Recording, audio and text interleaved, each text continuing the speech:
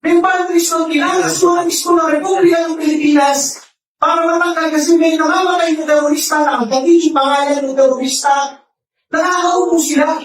Bakit hindi pantay yung treatment? Isa na lang talaga may kaso, kung tumaupoy, bakit kami?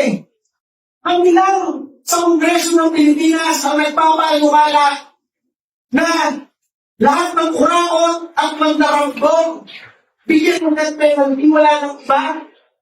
Ang iba na hindi bumibili ng boto, ang iba na nasusunod ng vote buying. Bakit naman ganyan? Bakit pagpapagago? Parang twist yung batas, parang yung gusto mga dispensa ninyo. Sinasabi nyo abogado kayo, tapos tinitwist nyo parang kainatan.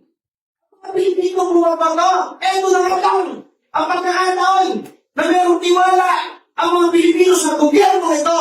Bumoto at makita yung binoto nila na naging pinuno ng bansa.